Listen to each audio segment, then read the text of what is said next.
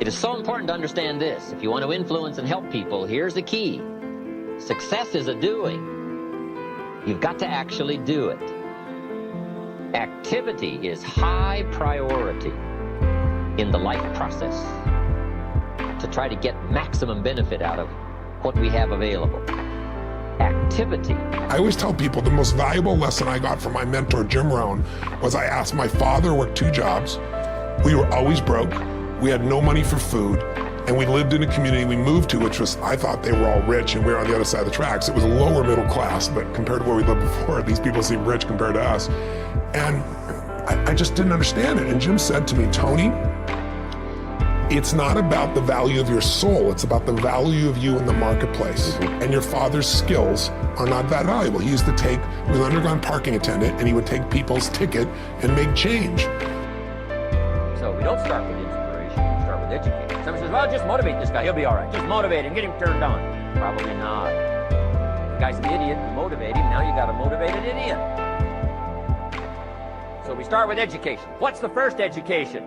If it isn't going well and you live in America, you have messed up. You don't need to change countries. You say, well, the country's messed up. That's like cursing the soil and cursing the seed and the sunshine and the rain, which is all you got. Don't curse all you got. When you get your own planet, you can rearrange this whole deal. But this one, you got to take like it comes. It's necessary to know that everybody won't see it, that everybody won't join you, that everybody won't have the vision. It's necessary to know that a lot of people like to complain, but they don't want to do anything about their situation, that you are an uncommon breed. You know, you have to know within yourself that I can do this. Even if no one else sees it for me, I must see it for myself. That's necessary. It's also, ladies and gentlemen, necessary that you be creative when you're working on your ideas, that you understand the importance of changing up, of readjusting your strategies. Many times we can have a great idea, but if you're not advancing it in the right way and things don't happen, you become discouraged and think the idea doesn't work. No, that's not true. It's necessary that we become creative. It's necessary that you be flexible, that you are always thinking of how can I improve this better. This is a customer-driven economy. It's necessary for you to always explore various ways in which you can improve the quality of service that you're providing for the people in your organization. The research now shows, it's being done at Yale, it's being done overseas in England as well, and they found that 40% of all jobs they project in the next 10 years are going to disappear because of technology. It's going to be replaced by an algorithm, it's going to be changed. You know, all these guys on Wall Street, you're seeing all these algorithms take over and they're getting rid of all these traders, right? It's changing radically in these hedge funds. There's 3 million truck drivers. Self-driving cars are here. In the next 5 years, they will be the standard, certainly within 7 or 8 years. Are you going to hire someone who can only work 8 hours a day and sometimes gets drunk or can make a mistake when you can buy a machine, write down the machine, and be in a position where it works 24 hours a day driving? But no one is telling these drivers this, and they have to retool now. So technology is the biggest challenge. Labor is less valuable because of efficiencies with technology, and it's going to get better and better for technology, which is scary when you think about what's going to happen for jobs. So I say to people, you got to participate in your own rescue. You've got to retool yourself. Now here's an important question. What is your philosophy about activity? What about hard work? What about long hours? What about full days? If you're doing something, how hard should you go at it? How much time should you put in? Everybody has to develop their philosophy about activity. Just by way of review, let me quote you. Old Testament says, 6 days activity, 1 day rest. That's called philosophy of ratio of activity. What is a good ratio of rest and activity? Old Testament says 6 days of one, 1 day of the other. Hire on the basis of competence, using objective tests, and let the cards fall where they're going to. And don't be afraid to tell people that that's what you're doing. Watch your HR department carefully and make sure that they're not pushing diversity, inclusivity, and equity initiatives, that they're not requiring people to take implicit association tests that hypothetically reveal their unconscious bias. All behavior is belief. What? Some of you went 25, 50% further with no anything. Remember, Vishen was talking about how it's not working hard, but it's when you're in a certain state of mind, you could just go further and it's effortless. How many people have experienced this state of flow before? That state of flow where you lose track of time, where your attention is right there and you're in the moment. And it's the level of challenge is really matching your level of capabilities, and you're stretching yourself and you're in that zone, right? Like that athletes talk about, that Stephen Kotler talks about in The Rise of Superman and Stealing Fire and so on. How many people are familiar with Steve's work, by the way? I'm just curious as context. Okay, so how do you get into those states? One of the ways is just believing that you can.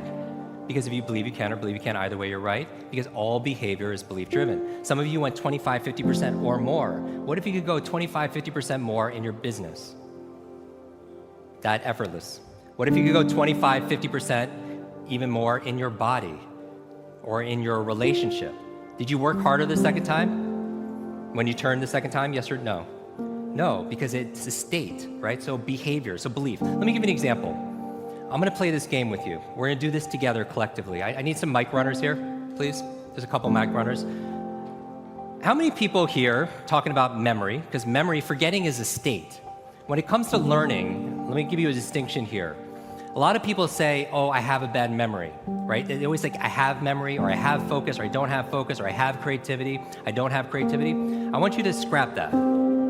Creativity is not something you have, it's something you do. Focus is not something you have, focus is something you do. Energy is not something you have or don't have, it's something you do. Memory is not something you have, it's something you do. And what's the benefit of turning it into a do as opposed to something you have? What's the benefit? You have control over it because you can put it into a process. It becomes a strategy because there's a strategy for reading faster. There's a strategy for remembering names. There's a strategy for having focus. And it's a verb, not a noun.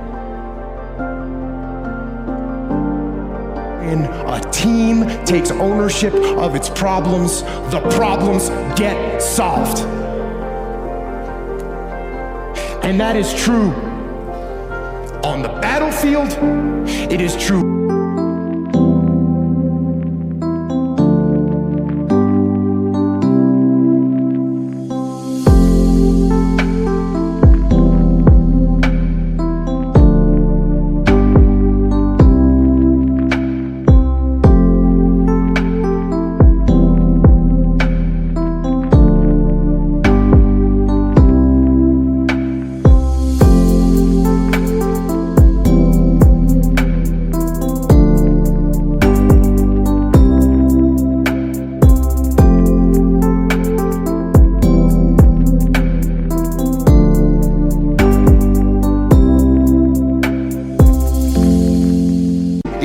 And it is true in life. So I say, take ownership. Take extreme ownership. Don't make excuses. Don't blame any other person or any other thing. Get control of your ego. Don't hide your delicate pride from the truth. Take ownership of everything in your world, the good and the bad. Take ownership of your mistakes, take ownership of your shortfalls, take ownership of your problems, and then take ownership of the solutions that will get those problems solved. Take ownership of your mission. Take ownership of your job, of your team, of your future, and take ownership of your life. And lead. Lead. Lead yourself and your team and the people in your life. Lead them all to victory. Look, you have a gargantuan competitive advantage because most people are caught up or card-carrying members, and I say this with respect, but it's reporting reality. Most people in the world right now in business are card-carrying members of the cult of mediocrity. In a previous episode, and I share this in my leadership presentations, I believe the world today is suffering, and that word, I'm choosing it consciously and carefully, from the collective deprofessionalization of business. A little while ago, I was in an airport. There was an elevator.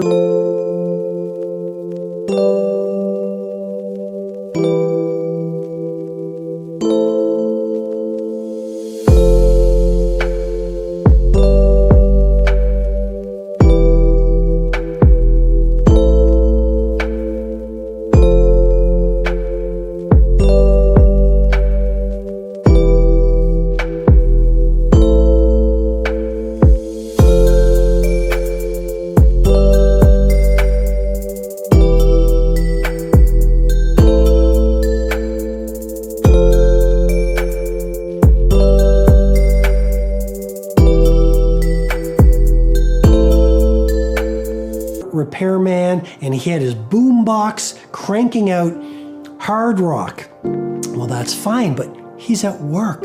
He's not at home. I go into a store these days, there are people listening to music out loud when they should be taking care of customers.